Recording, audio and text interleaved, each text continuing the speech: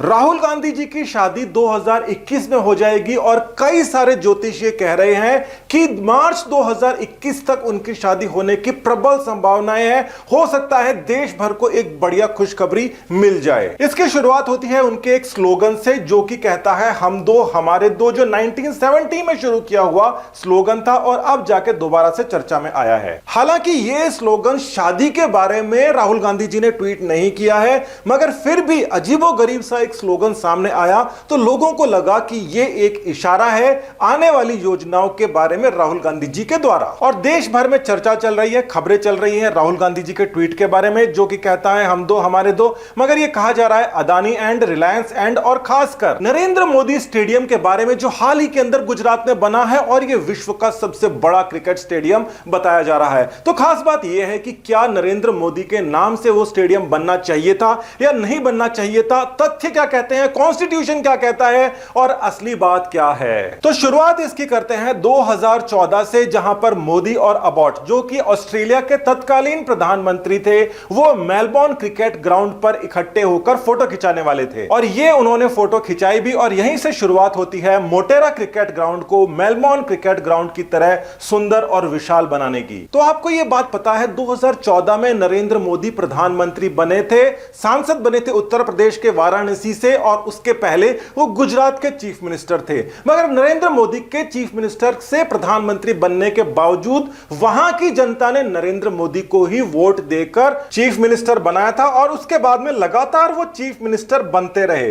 मगर 2012 के बाद में 2014 में वो चीफ मिनिस्टर से प्रधानमंत्री बन जाते हैं, मगर फिर भी ये सारी की सारी जो जनता है इन्होंने 2012 से लेकर 2017 तक की जो गवर्नमेंट चल रही थी वो नरेंद्र मोदी के नाम से ही बनी हुई गवर्नमेंट चल रही थी। यानी कि देखा जाए तो 2014 में हालांकि वो वाराणसी से सांसद बन गए थे, मगर 2017 से पहले तक जो सरकार गुजरात में चल रही थी वो नरेंद्र मोदी की सरकार चल रही थी। 2017 के बाद में नया चीफ मिनिस्टर के ऊपर वहां की जनता ने वोट किया और उस समय उनको पता था कि नरेंद्र मोदी वहां पे चीफ मिनिस्टर नहीं बनने वाले क्योंकि अब वो प्रधानमंत्री बन चुके हैं। और साथ ही के अंदर गुजरात क्रिकेट एसोसिएशन में भी इसी प्रकार से चुने हुए थे।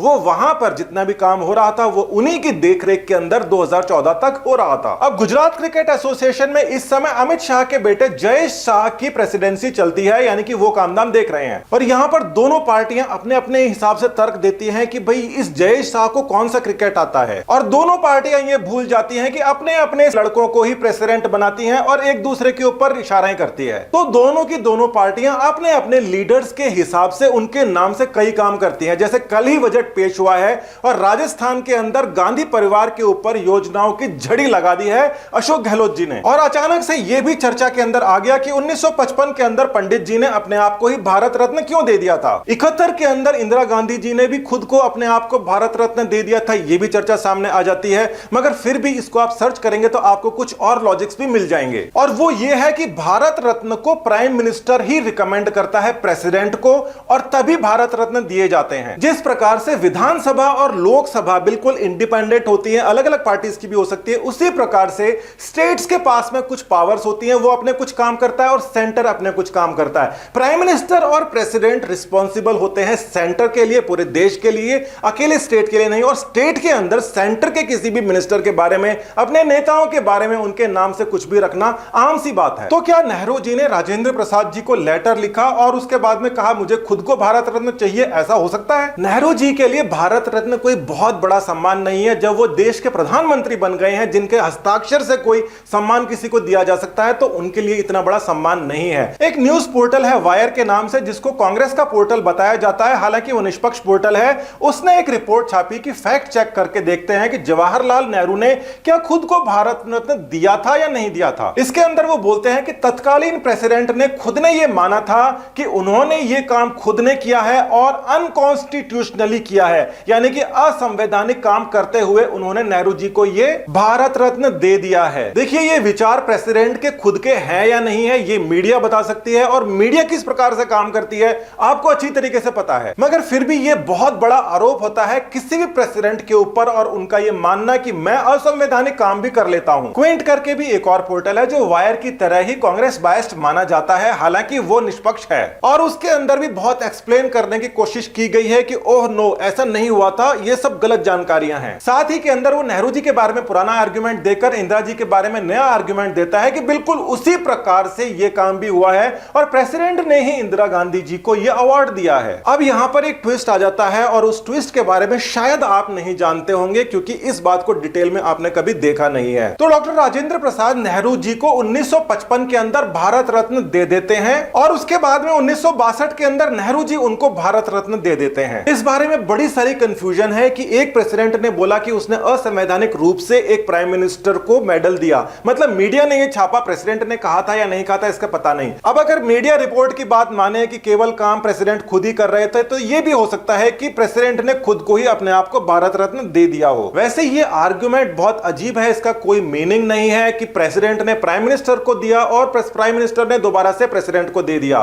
उसके बाद के अंदर उससे भी बड़ी बात हो जाती है कि एक और प्रेसिडेंट 1971 के अंदर इंदिरा गांधी जी को भारत रत्न दे देते हैं और उसके बाद में इंदिरा गांधी उन्हीं प्रेसिडेंट को भी भारत रत्न दे देती हैं। या फिर वो खबर अगर सही थी कि अनकॉन्स्टिट्यूशनल काम हो रहा है तो ये एक और अनकॉन्स्टिट्यूशनल काम हो गया हो कि प्रेसिडेंट ने खुद ही को भारत रत्न दे दिया हो, जो कि बिल्कुल गलत लगता है, ऐसा हो ही नहीं सकता। देखिए भारत रत्न बहुत बड़ा सम्मान है, उसके बारे में ज्यादा कंट्रोवर्सी करनी बिल्कुल भी ठीक नहीं है। किसी को भी मिला, किसी ने भी दिया, कुल मिला के बात वहीं पे खत्म। अब बात यह आ जाती है मोटेरा स्टेडियम को मेलबोर्न स्टेडियम की तरह आधुनिक और उससे भी बेटर बनाने के अंदर जिसका काम किया हुआ है, क्या उसके नाम से इसको रखा जाना चाहिए था या नहीं था। और उसके आगे भी यह बात आ जाती है कि अदानी और अंबानी के नाम से जो वहां पर स्टैंड बन गए हैं उसके बारे में आप क्या कहेंगे। मुकेश अंबानी जी धीरू भाई अंबानी के सुपुत्र हैं और धीरू भाई अंबानी जी बहुत पुराने कॉर्पोरेट थे, इंदिरा गांधी जी के साथ बैठ के तो डिनर किया करते थे। नरेंद्र मोदी तो प्रधानमंत्री 2014 में बने हैं, उसके पहले भी ये कॉर्पोरेट ग्रो करता था, देश का जाना माना कॉर्पोरेट था। और साथ ही के अंदर हरियाणा के सबसे बड़े किसान के साथ में अदानी जी भी काफी अच्छे घनिष्ठ संबंधों में समझे जाते हैं। तो क्या कांग्रेस परिवार से नजदीकी होना ही अंबानी और अदानी के लिए काफी है कि उनके नाम से स्टैंड तक बना दिया जाए,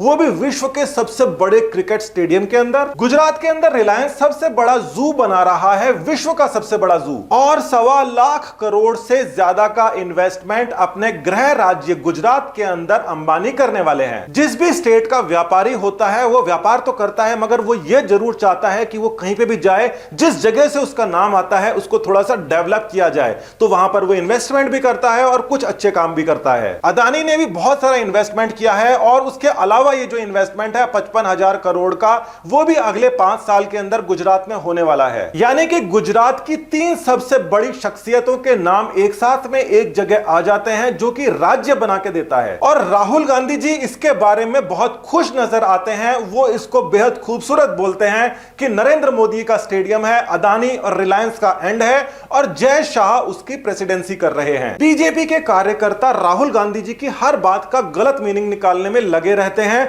उन्होंने तारीफ की है, उन्होंने अच्छी बात बताई है, सबको पॉजिटिवली लेना चाहिए और हर जगह के उद्योगपतियों को यह सोचना चाहिए कि उन्हें भी इस प्रकार से काम करने का मौका मिले तो वो आगे जाएं। और जो स्टेट है उसको भी यह सोचना चाहिए कि वहां से जो जो शख्सियतें आगे निकली हैं विश्व के अंदर, जिन्होंने नाम किया है, उनके नाम से अलग अलग संस्थान बनाए जाएं, अलग अलग स्कीमें लॉन्च की जाएं। तो यह बहुत ही खुशी की बात है कि मोदी जी का मेलबोर्न जाना हुआ, वहां पर उन्होंने जो स्टेडियम देखा उसी के हिसाब से मोटेरा स्टेडियम को बनाने के दिशा निर्देश जारी किए। और 2017 के बाद में मोदी जी वाराणसी की जनता के जनप्रतिनिधि हैं, गुजरात से जनप्रतिनिधित्व नहीं करते, फिर भी गुजरात स्टेट का उनके नाम से यह स्टेडियम बना के देना, अपने उद्योगपतियों को शामिल करना उसमें एंड बनाने में, इससे खूबसूरत बात हो ही नहीं सकती। मगर राहुल गांधी जी के ट्वीट के बाद में देश भर के अंदर हर किसी की उम्मीदें बढ़ गई हैं कि आने वाले समय में 2 नन्हे मुन्ने गांधी और देखने को मिल सकते हैं। और यह ट्वीट असल में बहुत ज्यादा खूबसूरत है, आने वाली घटनाओं की ओर यह इशारा करता है